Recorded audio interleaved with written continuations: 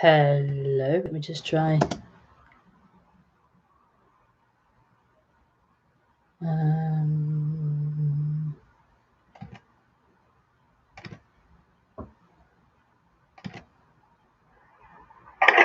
Hello?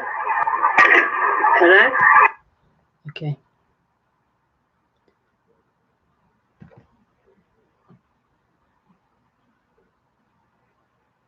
I think when I play the YouTube video, it's a bit dark in here. When I play the YouTube video while I'm streaming, I think it affects the, it doesn't sound too great, but I think it's just to do with that and not the actual audio. Is that better? Let's open this door. Oops. Oh God.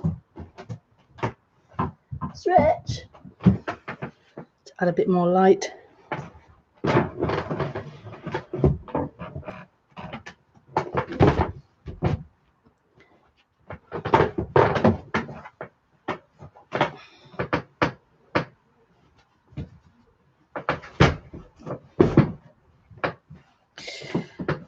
Hopefully that's okay.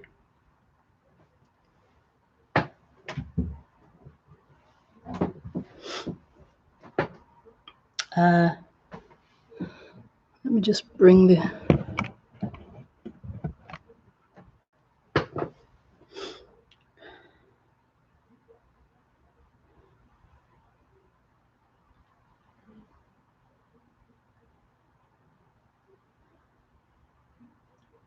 Ooh. It's quite hot here in the UK this week. Whew, might even take this off. It's quite hot. So hi, hello, hola, bonjour, salut. That's French. Jumbo, jumbo.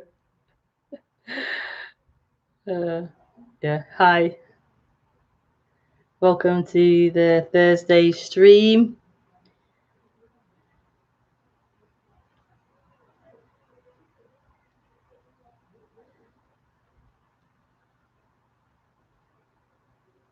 So I do this stream every Thursday at 6 o'clock UK time, and if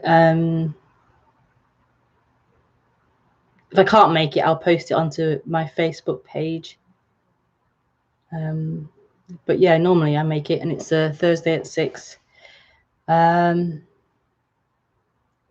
can ask any questions you might have about non-duality, about the human experience. You can ask questions, and you ask questions through Skype, and my Skype address is Rebekah Maroon.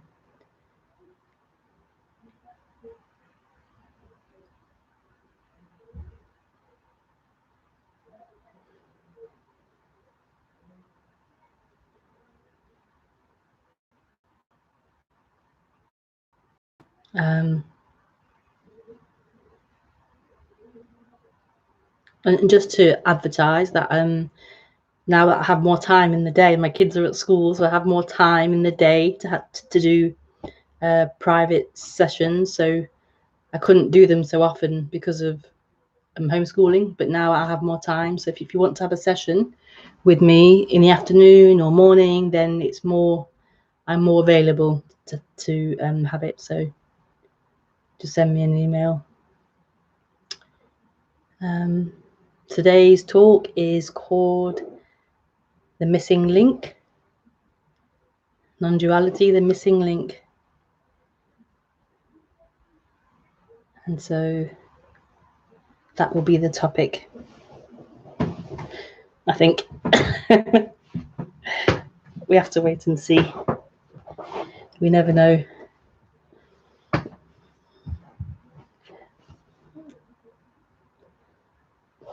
Yeah, it's really warm here.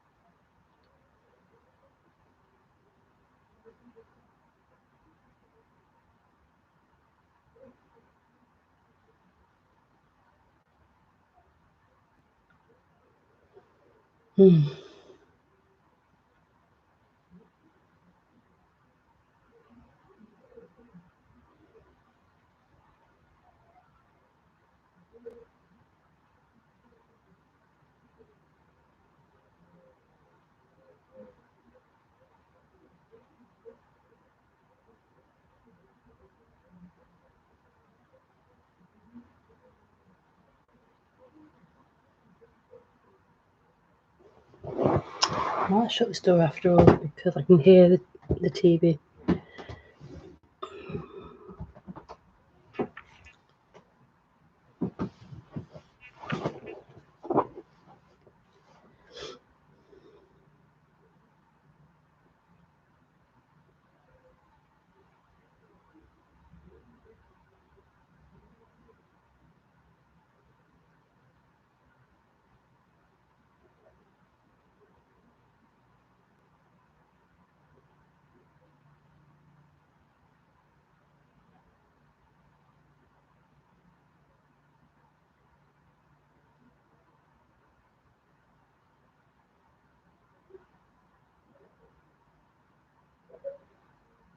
So welcome to the stream. I'm just gonna talk and then I'll open Skype for questions.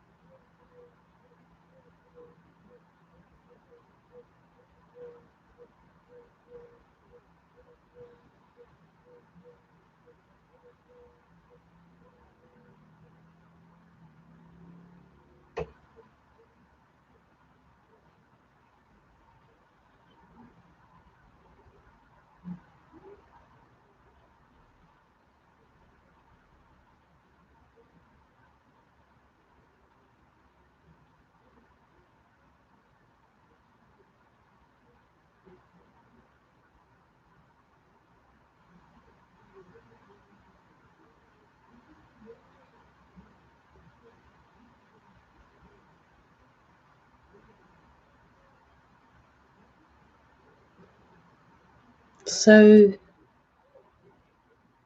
this is like a knock knock call, like a knock knock knock knock knock knock.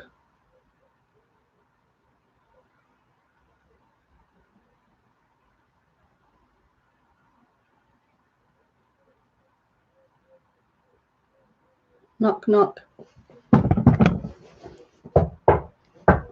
Knock knock. Like a knock knock call.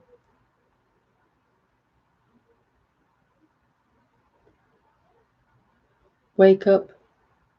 Wake up.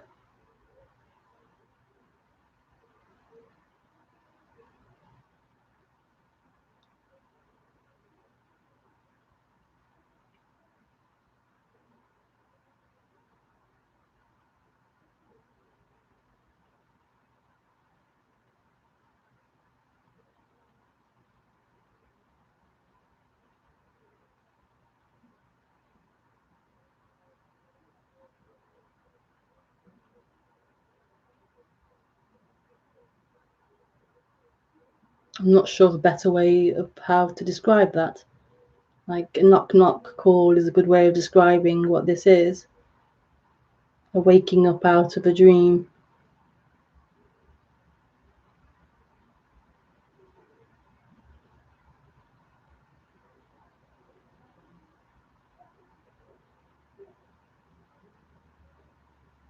Like a hello, hello, hello, anyone there? Hello, wake up.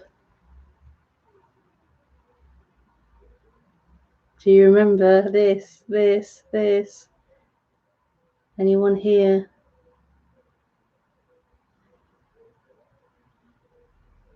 And it's so beautiful to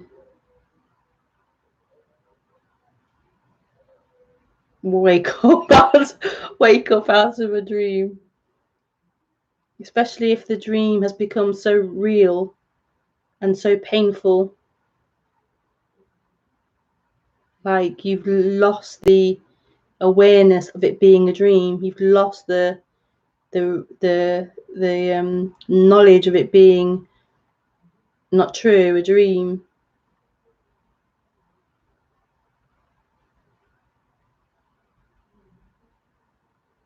Then to have the wake-up call that hello, anyone there? Wake up out of that dream, that hypnotism, is really wonderful. And with that comes a gratitude for the knock knock, for the waking up call.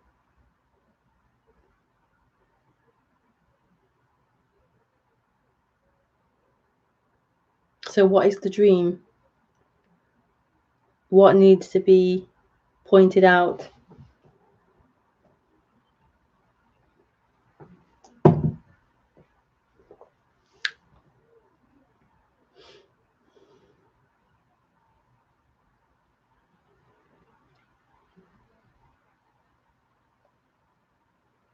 Well, when that dream is playing out, that dream of you, a person, being the experiencer, so you are someone experiencing life, you are someone walking through life, you are watching life, you are the observer of it, you are the one involved in it. When it feels like life is happening to you,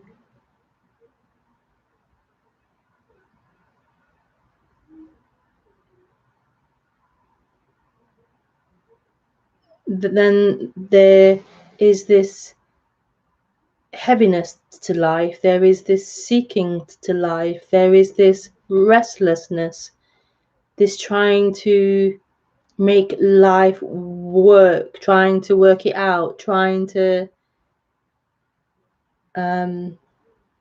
make sense of it all, trying to have the best life possible. It's a heavy investment in the appearance of it, a heavy investment in improving it, in rectifying it, in making it all okay, making it all work out okay for you.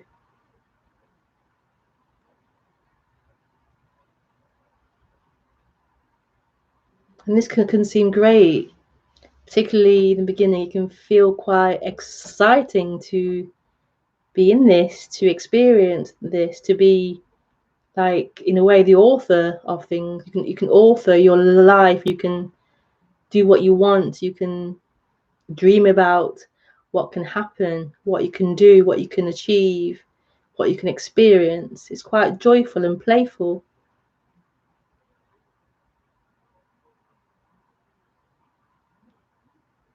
And that's the way it actually is. It is a playful experience. It is a playful, it is a play. It's a play, it's a story. But that can become very heavy and very dissatisfying when that investment in it becomes very, very real and very, very important. So if you are that character, if you are that person, then, and you really are that person, then the investment will be very, very heavy, because you're the one going to pay the price if things don't work out the way you imagine or the way you want it to. You're going to suffer. You're going to die, essentially. So it becomes very, very heavy and very, very important that you make it the way you want it, that you control it, that you work hard, that you focus on it, that you dedicate your energy to it. You can hear the birds.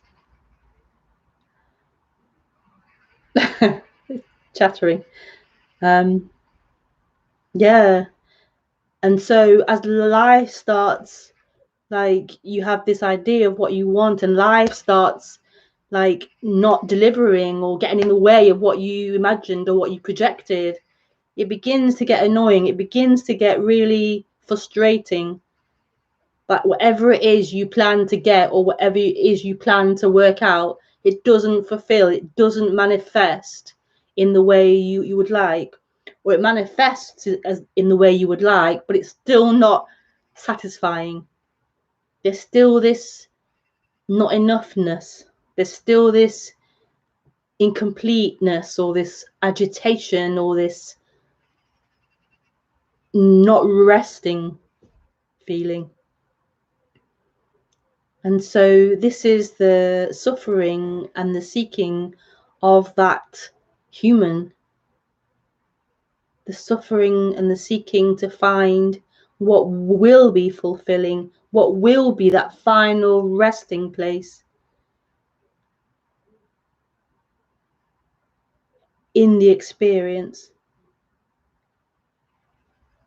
So we don't want to rest in the final, in the grave. We want to find that resting place in life. We want to find it as an experience, as a form, as a movement, as a pleasure. It just doesn't work. It just doesn't fulfill.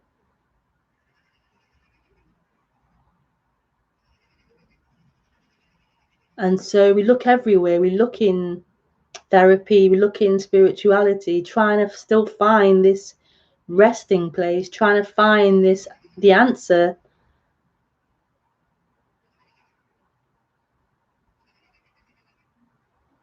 Trying to find home, trying to find peace, trying to find this love, this fulfillment, this completion.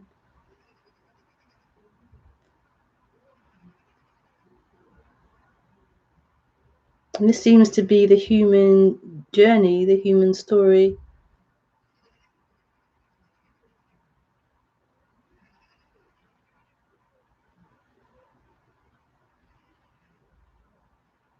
And what the missing link is referring to is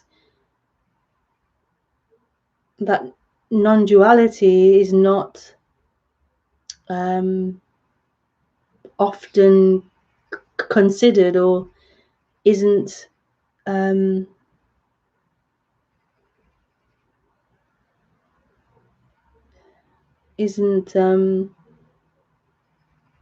realized, or something like you know, we look in the story for the answer. We look in the therapy will look in the personal story, your childhood, growing up. It will look at your traumas, your family conditioning, your society conditioning.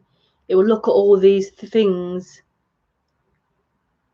and that's so okay. It's so useful, I feel, to look at those things. Look at your family dynamics, look at your traumas, look at your society, look at these things that have kind of made you up in a way.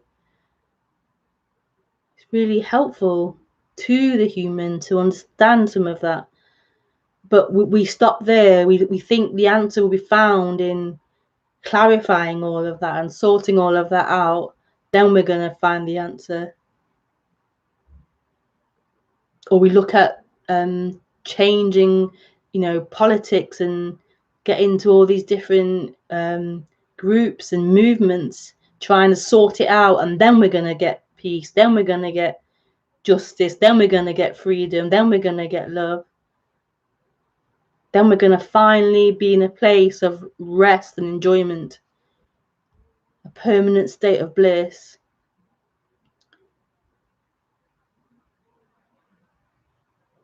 But the human experience will always show and highlight that isn't the case.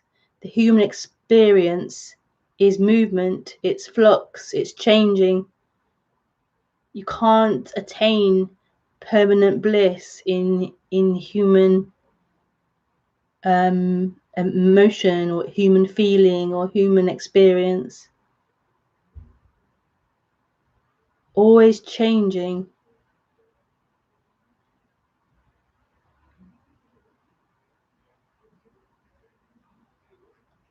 But that's the kind of the only way it can appear, really, to look for it in experience, to look in form. There's no way for the human to look out of itself, to look out of human. It's limited to human. So it can't get out and look at human. It's made up of human. It can only look at human. So then non-duality as a message can appear in the human experience.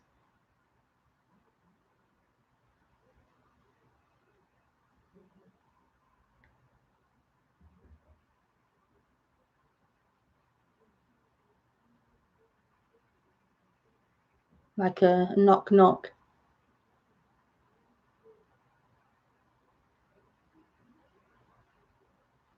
And of course, the human can then try to get hold of non-duality, try to find its longing in that, try to satisfy its longing in that, trying to get hold of it, trying to get it as an experience, as another thing, as a form, as an emotion, as a feeling, as an idea. But it's really impossible to get hold of anything. And what non-duality is yes, it's concepts, ideas appearing in the human world, but it's beautifully pointing beyond itself. Excuse me. It's beautifully pointing outside of itself.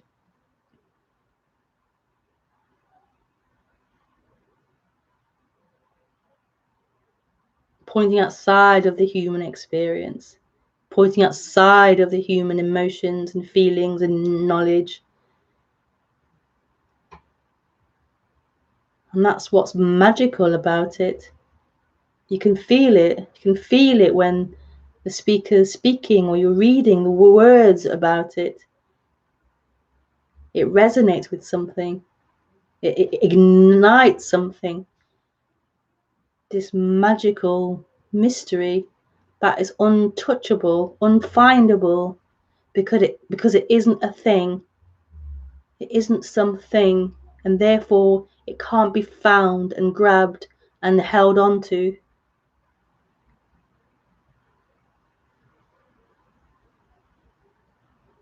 That's what's so beautiful.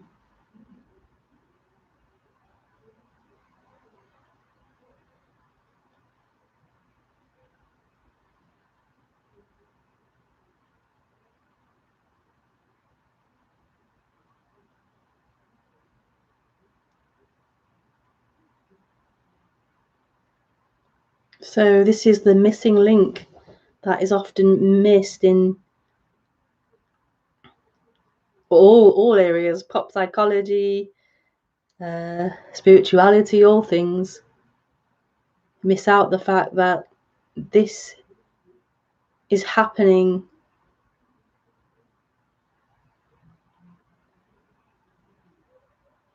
but it's not happening to someone.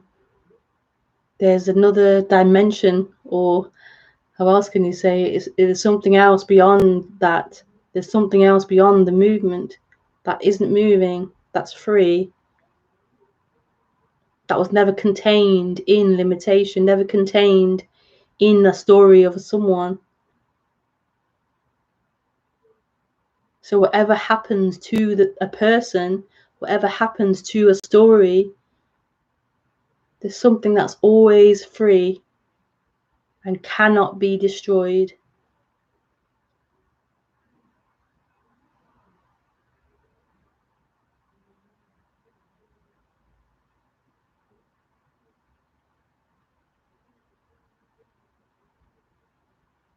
So we think we are someone in the flow of life,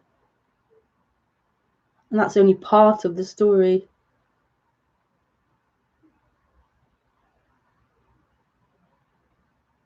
when you're identified as that, that's the whole story.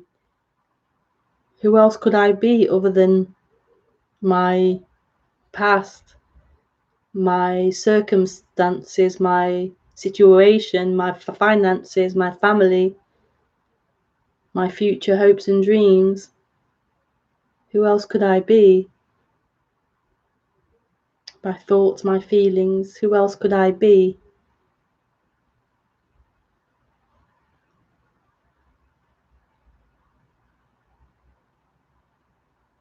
And that's what awakening is.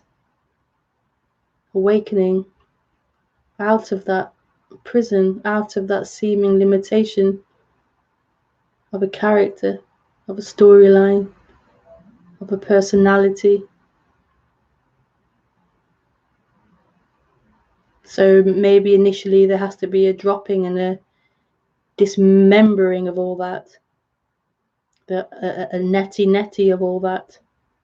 Not this, not that, not that, not this.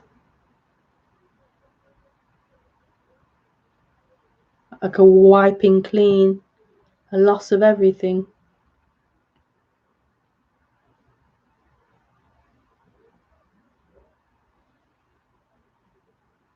That's one part of the awakening, and the other part is a complete dissolving into everything, a complete expanding into everything.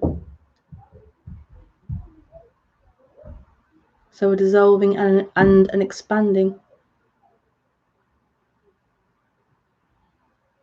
Doesn't the universe do that? The universe, like it contracts and expands, and it contracts and expands, ever expanding and contracting. Like an orgasm, like giving birth to a child, this contraction, expanding.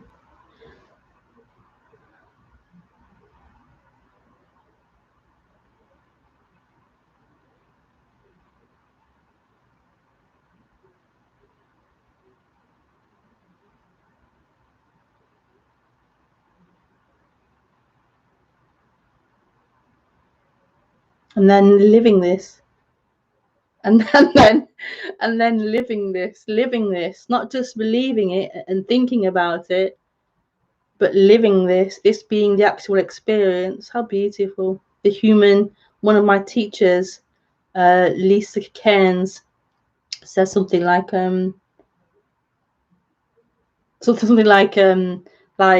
what is it, like the human lines up more and more with this, and it feels so true. Like it feels so true.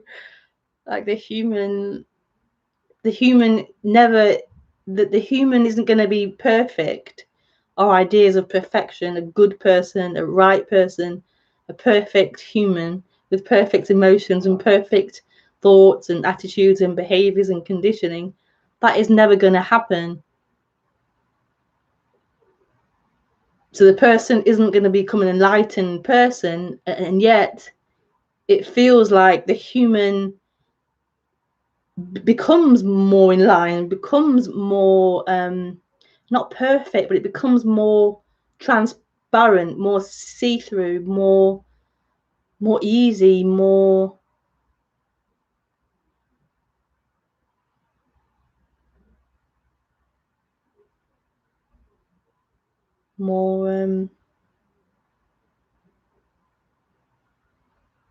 not holy. I don't want to say holy. I just mean more. I need a thesaurus. Not holy, but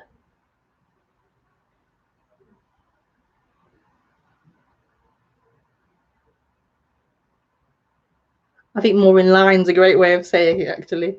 More in line with it. Yeah. But totally not perfect.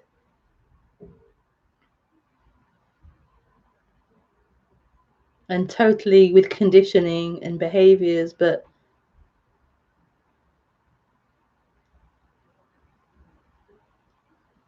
like not living through that. So the conditioning is there, the patterns are there, the behavior is there, but it isn't who you are anymore. You aren't limited to that. You aren't coming from that or just that.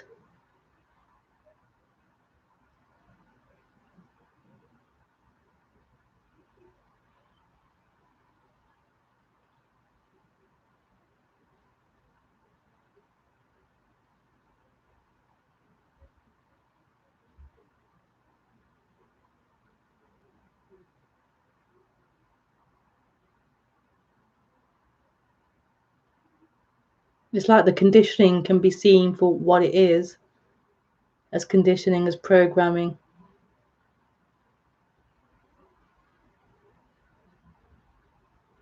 Still acted out, but it's seen for what it is. Impersonal programming, impersonal ways of being.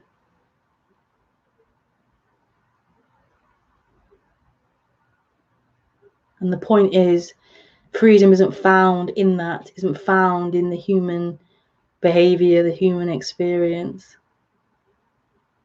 That's what's so beautiful about non-duality. It's not about sorting out your conditioning or sorting out any of that. That can happen, it does happen as a natural expansion, but that isn't the point. Freedom isn't found in perfect behavior or better behavior, improved behavior. Freedom is what you are, is freedom. Freedom. You aren't a character, you aren't a person, a behavior. This is the freedom. This is the freedom.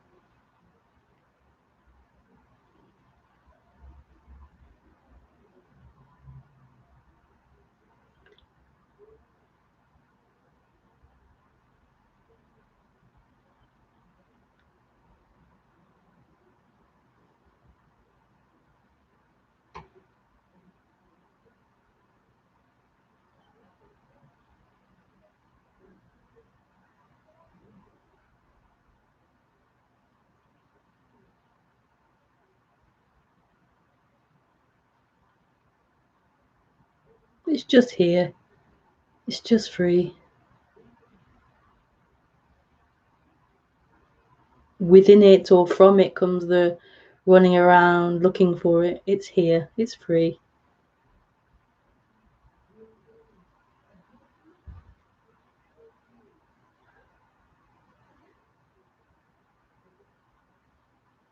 Only the storylines, the energy, the contractions running around, running to Mars, running to Pluto, trying to find peace.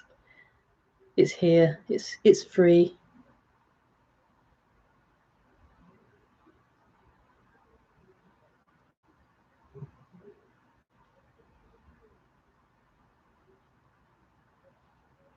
Reading 1,000 books on enlightenment and how to get there. It's here. It's free.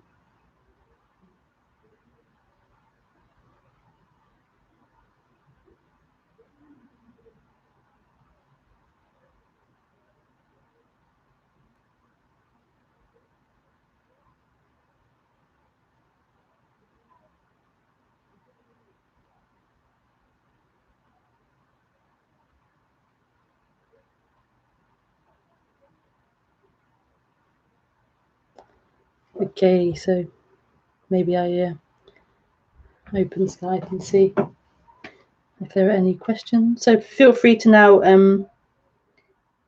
friend request me on Skype. Yeah, Skype. And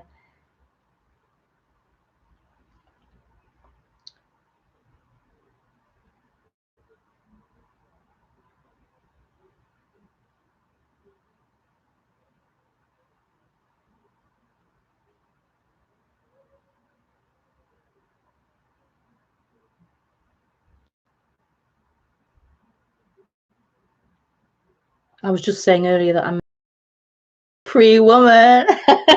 I'm now have more availability for one-to-ones as the kids are now in school, full-time school, so I can do more private sessions in the day. I couldn't do them all the time before because of my schedule. But yeah, so yeah, I'm more available for private sessions if you would like. Hi, Jason. What's this? Hi, Jason.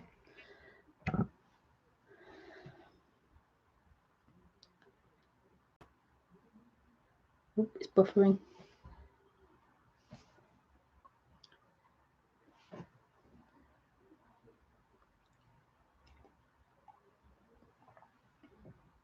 Okay. Hi, Rebekah. Why the wake-up call? Why must there be awakening? Thanks. Why the wake-up call? Why must there be awakening? Well, I don't really know why the wake-up call happens. I don't know why non-duality appears. In the same way, I don't know why the story appears. I don't know why any of this appears. It just seems to happen. It just seems to appear. So in the morning, thoughts start appearing. Perception starts appearing. Memories appear. The bladder needs a wee. It all just starts happening. Getting up happens. Going to the toilet happens. Emotions, thoughts, activity happens.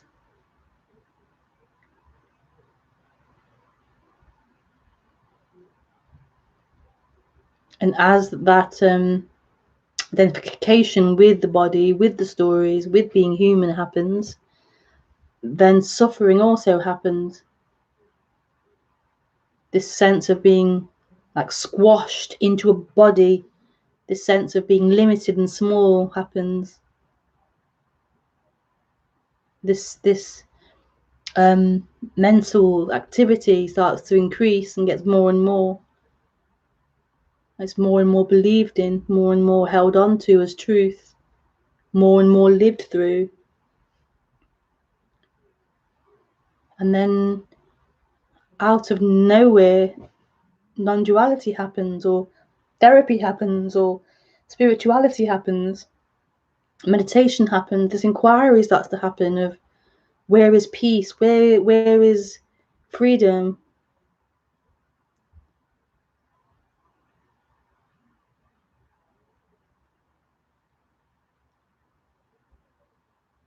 So I don't know where the or why the sleeping happens, or why the wake up call happens.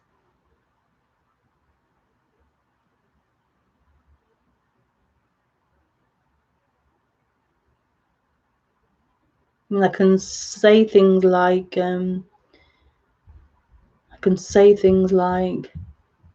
I can put a theory together and say things like nothing or consciousness or emptiness wants to experience. It wants to experience. So it creates this. It creates this sense of being someone, being small, being limited, being an object that's claiming to be the observer. It creates that as a way to experience, as a way to get lost in its own creation, as a way to play, as a way to lose itself in the dream, and then to discover itself, to begin to wake up out of that dream, to create teachers, to create books, to create this seeming spiritual journey in the dream.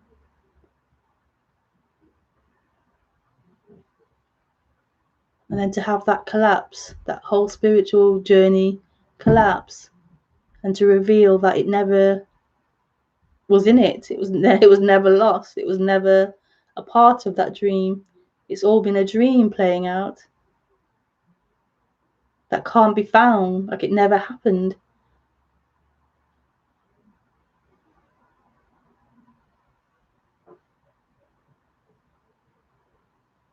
So you can describe it like that and put words to it like that, but in the end, it's not known. It's not true.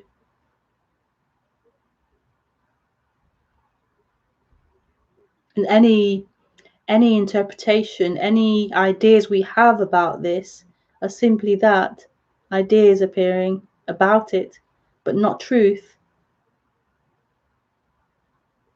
not the way it is. Maybe some sound more true, or some sound more, it makes sense more, but at the end of the day, it's not true. It's just a story. It's just a perspective, a possibility amongst a billion possibilities. We don't know. All we know, all we have is what is happening is this, and we don't even have it. It's just this. It's just what is.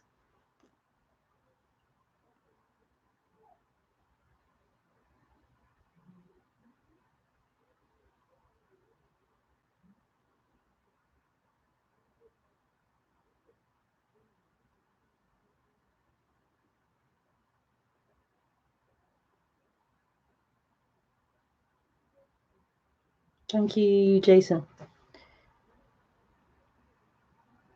Thank you for your question.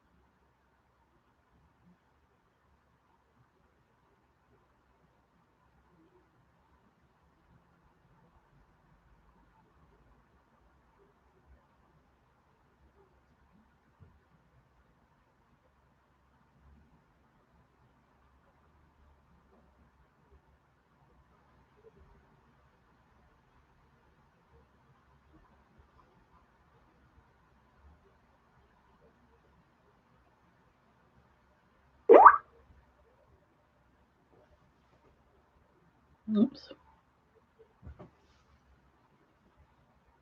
Hi, Deepa. Hi, Rebekah. Are you happier?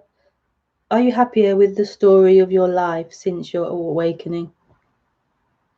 Are you happier with the story of your life since your awakening? Oh, it's so funny when you read words. It's so funny.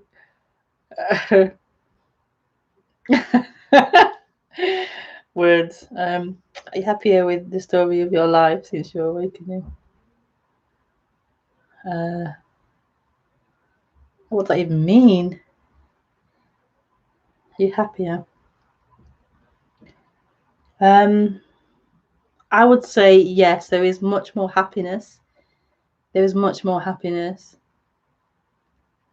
Happiness that's not based upon acquiring something or having something, that there is just more happiness. Yeah, more happiness. But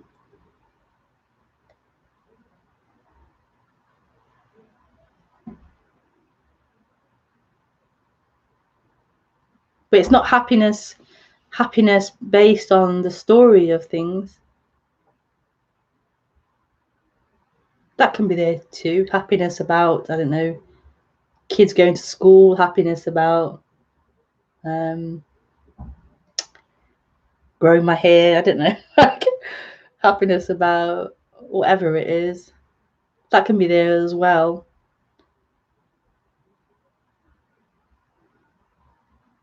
But that's a temporary, what's the word, like a transitional happiness, temporary moving happiness. Happiness is beyond that, beyond what's happening in the seeming story of life. That the happiness is around freedom, around this emptiness.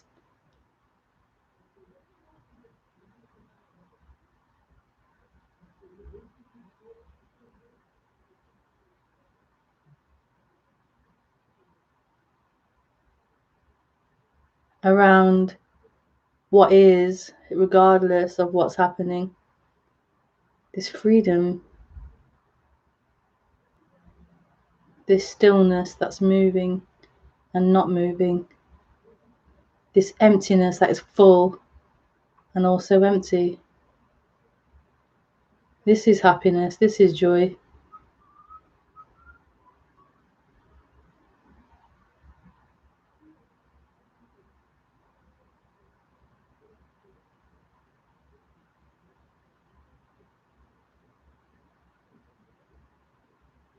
And it's just here, it's just here.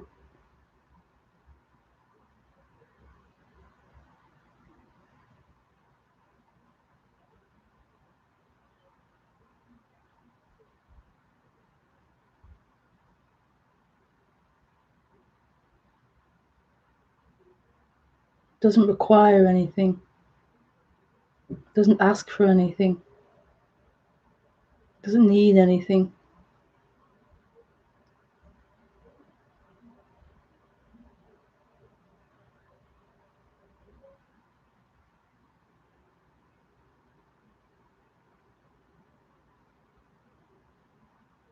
This is happiness.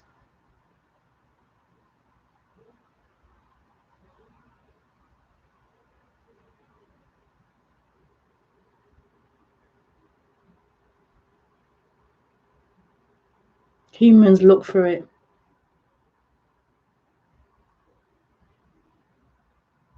And so it can only be looked for in things,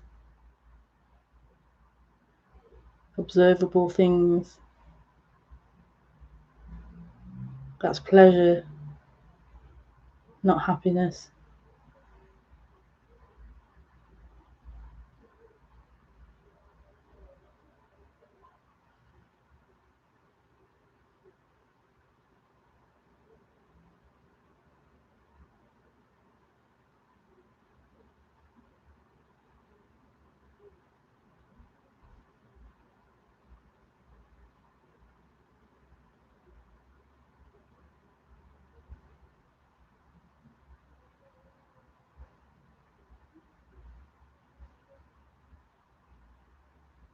So no matter what the body is doing, what the mind is doing, what the mind's racing on about, what the body's trying to do and achieve and move towards, this happiness is here, is always here.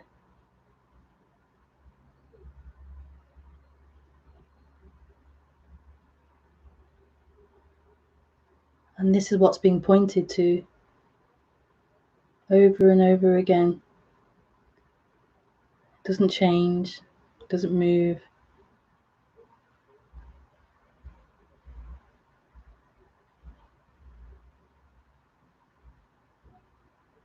It doesn't diminish, it doesn't increase. It's simply here.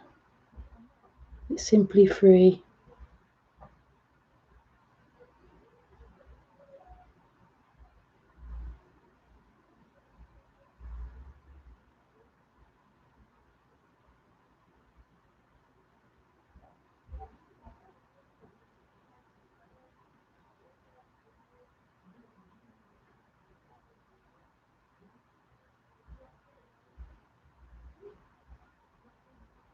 Oh, thank you, Deepa. That's a lovely question. I've lost Skype now.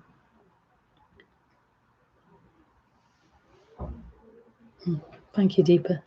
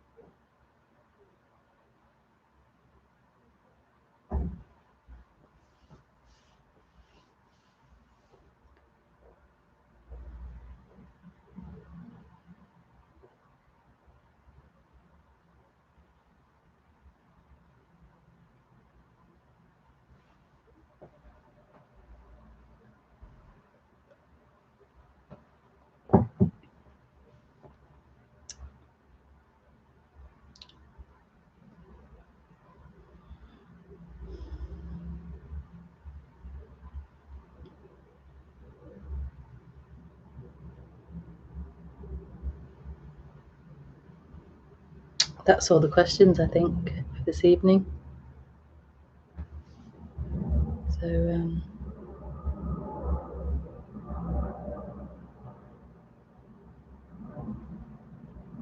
thank you for sending questions in. Thank you for joining. It's been really lovely to express this and share this with YouTube. Okay, lots of love. Bye.